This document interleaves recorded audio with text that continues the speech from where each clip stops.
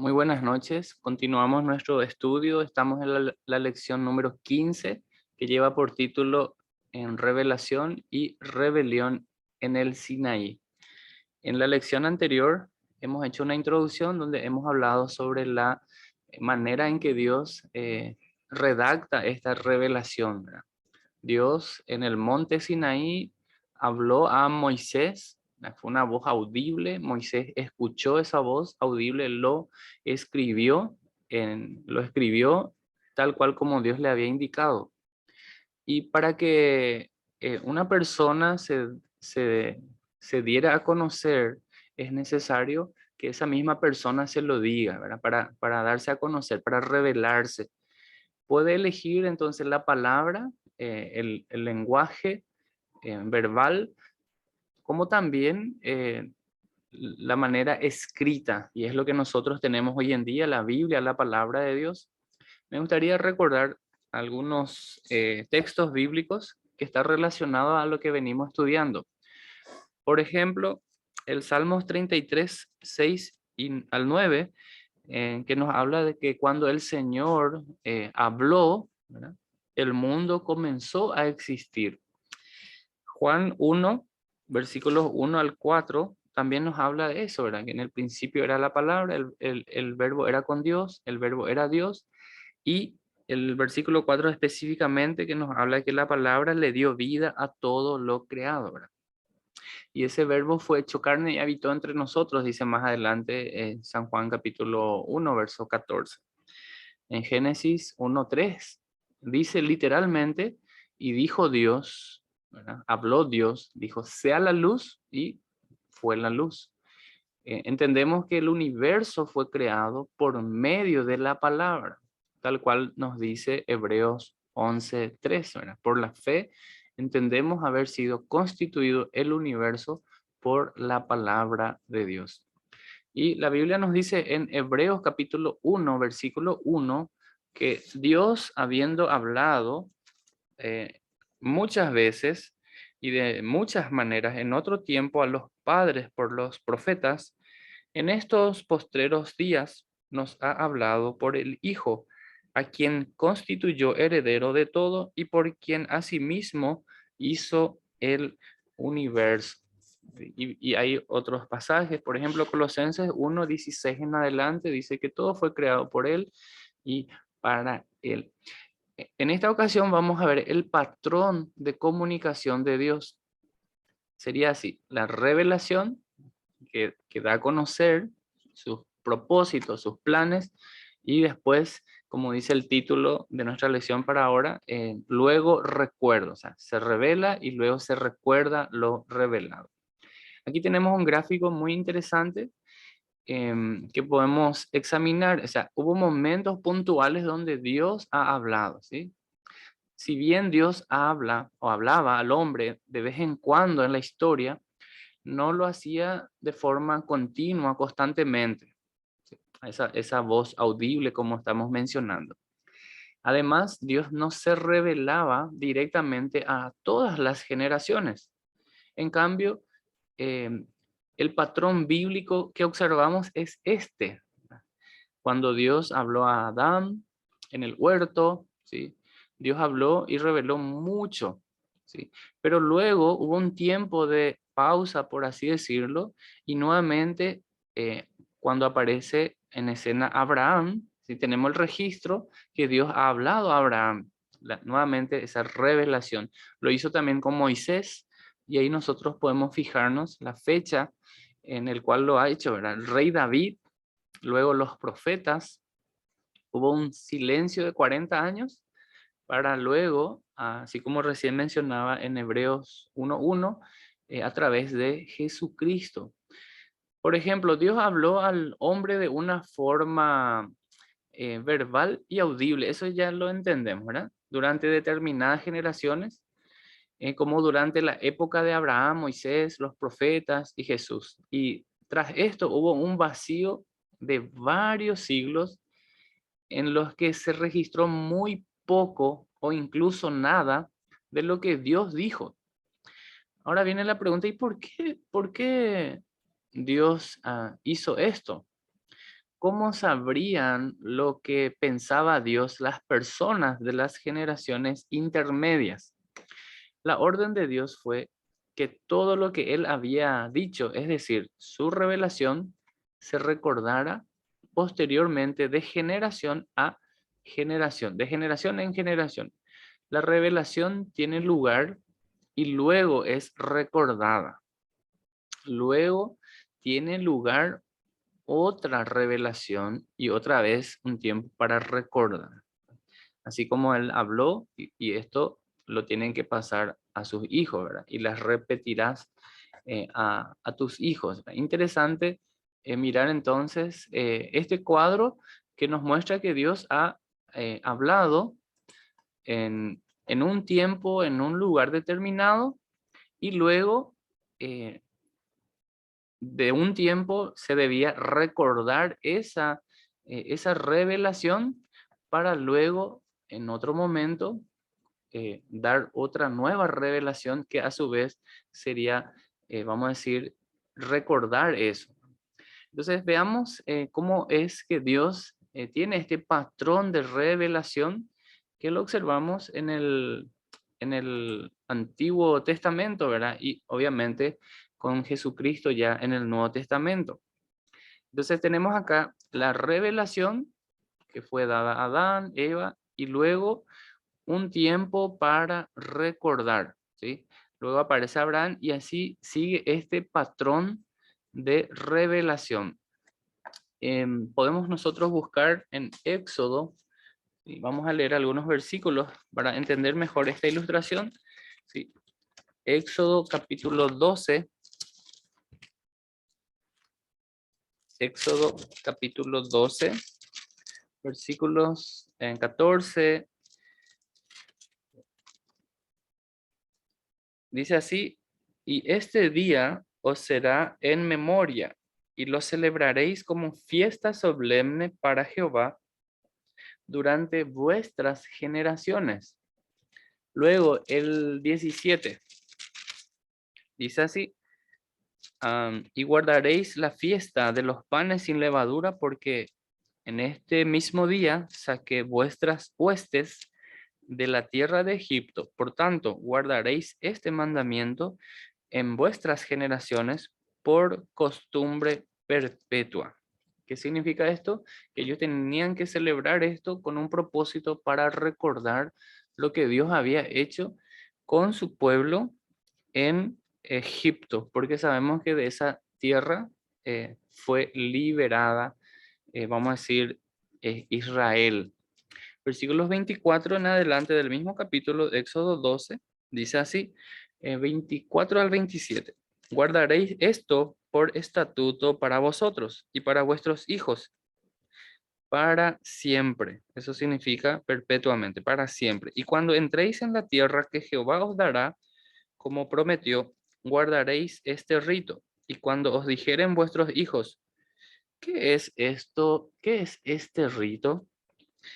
Vosotros responderéis, es la víctima de la Pascua de Jehová, el cual pasó por encima de las casas de los hijos de Israel en Egipto, cuando hirió a los egipcios y libró nuestras casas. Entonces el pueblo se inclinó y adoró. Entonces, según Éxodo capítulo 12, encontramos que en Dios había revelado, ¿verdad?, sus planes, sus propósitos a su pueblo, ¿sí?, a través de un hombre que lo plasmó, ¿verdad?, lo escribió, pero luego dice que esto tenían que recordarlo perpetuamente para que las siguientes generaciones puedan recordar, de manera que cuando el hijo diga, ¿y qué es esto que se está haciendo? Entonces los padres puedan transmitir esto a sus hijos. ¿Sí? Entonces, vemos acá el patrón de comunicación de Dios en la Biblia. Entonces, Dios se revela a algunas personas de una forma determinada o a través de determinados acontecimientos también podríamos decir. ¿Verdad? Así como habló a Moisés, ¿y qué hizo Moisés? Lo plasmó, lo escribió. Recordemos que en la lección anterior vimos que había también copias de esa, vamos a decir, de ese mandato, ¿sí? Como un resumen de lo que Dios le había mostrado, ¿sí? Interesante, entonces eh, mirando acá Éxodo 12, vemos esto, ¿verdad? Todo el pueblo debía recordar que Dios se reveló y debe contárselo a sus hijos de generación en generación, ¿sí? Vemos entonces que un tiempo Dios se reveló, luego esa revelación debía ser recordada. ¿Qué cosa que tenían que recordar? Así como especifica el verso 27, vosotros responderéis, es la víctima de la Pascua de Jehová, el cual pasó por encima de las casas de los hijos de Israel en Egipto, cuando hirió a los egipcios y libró nuestras casas. Entonces el pueblo se inclinó y adoró. Interesante. Entonces, para que los israelitas recordaran la historia y la verdad de Dios, ¿verdad? Él les dijo que se la enseñaran constantemente, continuamente a sus hijos, ¿sí? Tenemos que tener en cuenta que la Pascua se celebra en los hogares judíos, no en un contexto público. Se trata de una reunión familiar dirigida y conducida por el papá, ¿verdad? Y por la mamá. El trabajo de estos era la enseñanza en el hogar de la palabra de Dios a sus hijos, a los niños. Y este era el patrón de educación que Dios había establecido en la institución divina, ¿verdad? Recordemos, entre paréntesis, que Dios ha establecido esta institución y en una de las lecciones habíamos estudiado la primera institución divina era el dominio responsable. ¿Qué significa eso? Que cada persona individualmente debe asumir su responsabilidad y hasta hoy en día es el deseo de Dios que cada uno asuma su responsabilidad y no actuar como lo hizo Adán, que culpó a la mujer, pero ciertamente sabemos que Dios mismo le había dado esa mujer a Adán. En otras palabras, él estaba culpando a otras personas, ¿verdad? Algunos dicen, incluso estaba culpando a Dios mismo porque Dios es el que le dio esa mujer. Entonces, vos me diste esa mujer y ella fue la que falló, ¿verdad? Sin embargo, eh, lo que Dios desea es que cada uno asumiera y que asuma su responsabilidad. Muy pocas veces escuchamos personas que dicen, es mi error, es mi culpa, asumo y me comprometo y reconozco, hice mal, actué mal, ¿verdad? Muy pocas veces escuchamos este tipo de comentarios, ¿verdad? Entonces Dios desea que cada uno sea responsable. La otra institución que habíamos estudiado era el matrimonio, ¿verdad? Dios estableció este orden, ¿verdad? Que el hombre dejará a su padre y a su madre y se unirá a su mujer y los dos serán una sola carne. Dios estableció esta institución divina que es el matrimonio entre un hombre y una mujer, porque dice, el hombre dejará a su padre y a su madre y se unirá a su mujer. ¿Verdad? Interesante. Y la tercera institución divina es la familia. La familia. Dios ha instituido, ¿verdad? Papá, mamá, hijos. Y los padres deben de enseñar a sus hijos, ¿sí?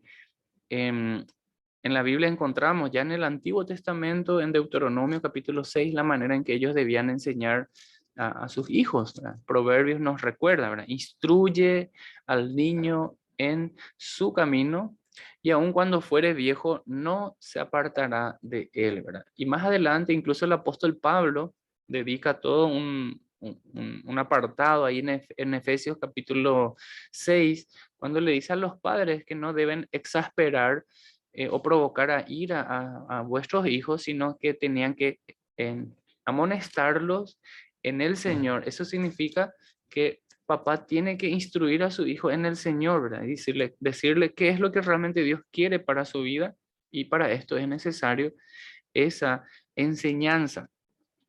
Entonces los padres debían educar a sus propios hijos en los caminos de Dios. ¿Para qué? Para que estos, los hijos, conocieran la verdad y ésta se compartiera así de esta manera de generación a generación, ¿verdad? De generación en generación. La función de los padres en la enseñanza de sus hijos formaba parte del plan de Dios de hablar y revelarse a todas las generaciones. Los padres que no enseñan a sus hijos lo privan de la revelación y de la verdad de Dios. La responsabilidad recae entonces en este caso en la familia como una primera institución divina que debe enseñar, instruir, formar, educar a sus hijos. No podemos delegar esa responsabilidad. Es necesario que tomemos ese compromiso y así Dios lo hizo, ¿verdad?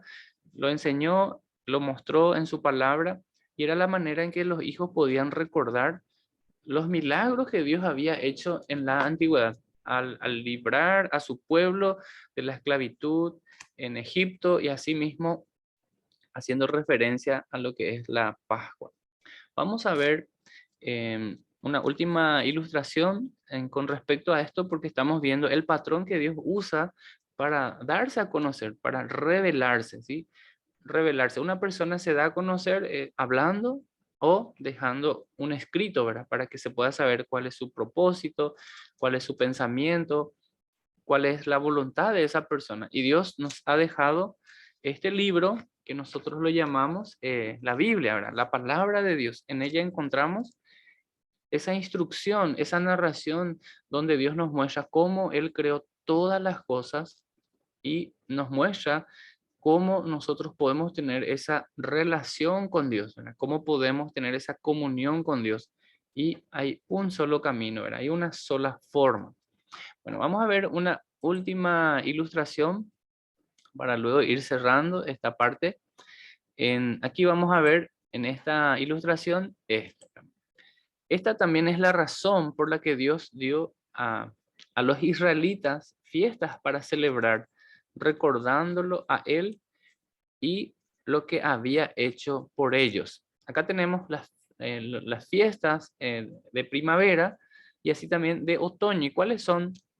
Ahí tenemos, por ejemplo, en la fiesta de la Pascua, ¿sí? Levítico 23:5, ¿sí? La Pascua, que Pascua significa pasar por alto, ¿verdad? Ellos tenían que pintar los dinteles, los postes con sangre de ese animal que significaba, vamos a decir, el que, vamos a decir, significaba esa expiación por los pecados, el que cubría, y esto se celebraba el primer mes de Nisan. Luego tenemos los panes sin levadura, Levítico 23:6.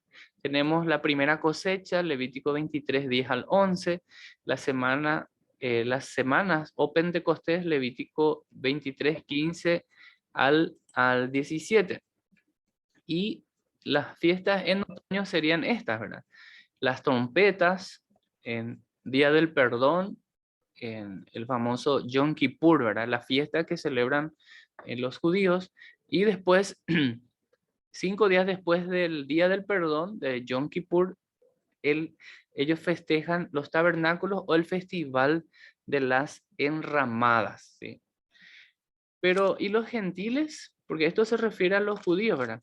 ¿Tienen los gentiles creyentes de hoy formas de recordar lo que Dios hizo por nosotros? ¿Qué le parece? ¿Sí o no? ¿Sí? ¿Cómo nosotros podemos recordar a ese Dios? ¿Verdad? ¿Hay forma de recordar? Y desde luego, y es afirmativo que sí, ¿verdad? Porque Dios dio a todos los creyentes el sacramento de la comunión en memoria de Jesús. Y esto se debe celebrar de forma regular. Esto es lo que Jesús mismo dijo e hizo.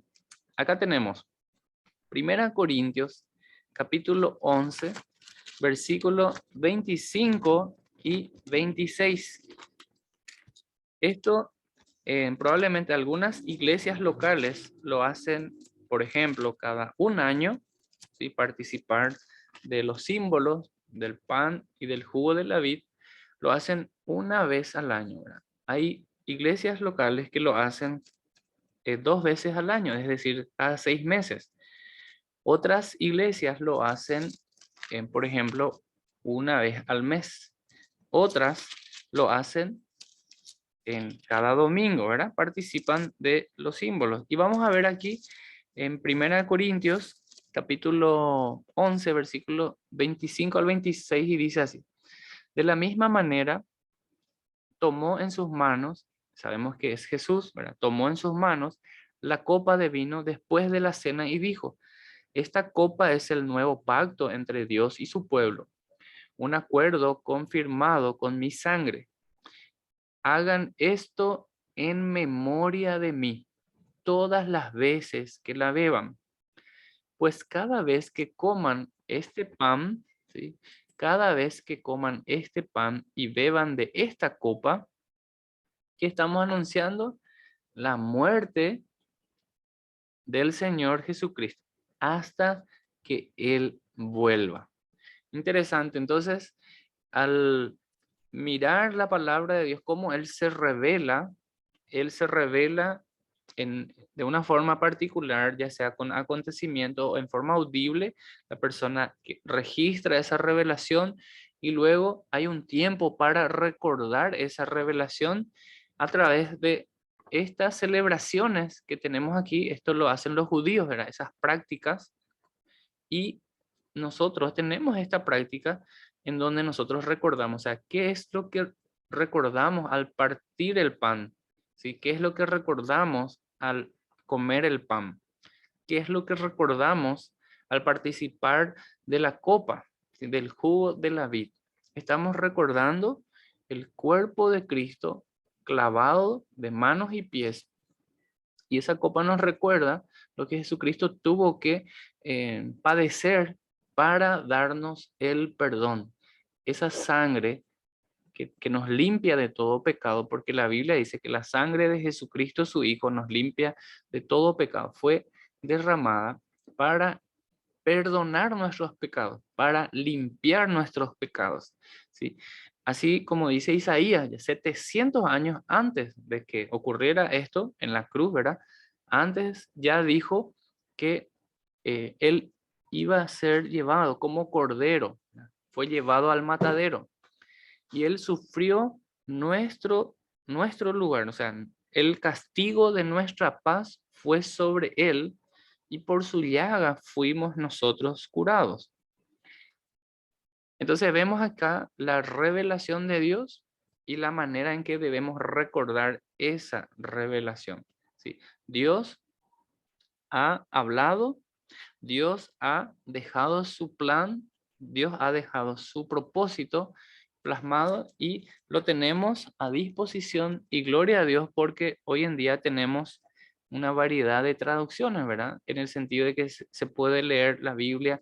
Hay Biblia en guaraní, hay Biblia en castellano, en varios idiomas, para que la persona pueda conocer la historia de Dios, ¿verdad? En donde Él es el protagonista, en donde Él nos muestra que tiene un plan maravilloso para nosotros, para el ser humano, ¿sí?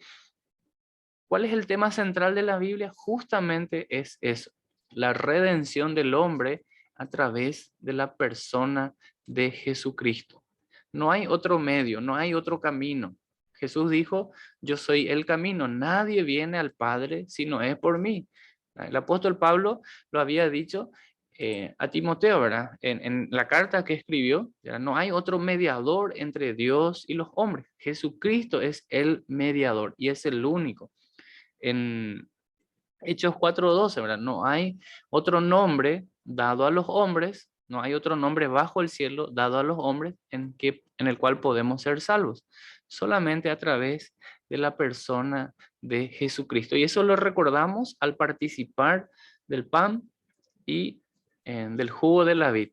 En la iglesia donde nosotros nos congregamos, lo hacemos cada domingo. Al participar de esto, recordamos la muerte de Cristo, recordamos que Él murió, pero también resucitó. Y no solo eso, sino que también recordamos su pronta venida. Y con estas palabras terminamos, que Cristo viene pronto, ¿verdad? Qué lindo escuchar, saber de que Jesucristo vendrá otra vez, porque Él prometió, así dice Juan 14, versículo 3, ¿verdad? Y vendré otra vez, y os tomaré a mí mismo para que donde yo estoy, vosotros también estéis. Muchísimas gracias por su tiempo. Estamos ya en la lección número 15 tenemos un total de 55, y si es la primera vez que está viendo, escuchando esto, le sugerimos que vaya a la primera lección que se llama El Origen. Justamente ahí empieza en Génesis y varios eventos que vamos mencionando según la Biblia para tener entonces un panorama completo. Y este estudio se denomina Interconectados. Una ilustración rápida sería famoso, las piezas del rompecabezas. Cuando armamos todo nos damos cuenta y vemos el panorama completo del gráfico, ¿verdad? Y Dios, a través de su palabra, nos muestra su plan de forma progresiva, la narrativa en forma ordenada, y nos deja su mensaje, el mensaje de amor, el mensaje de perdón, un mensaje de restauración, un mensaje que puede dar vida eterna. Y ese es el Evangelio, ¿verdad? Las buenas noticias de salvación. Muchísimas gracias a todos los que siguen, a los que siempre participan en forma directa a través de esta programación. Que el Señor les bendiga y nos veremos oportunamente.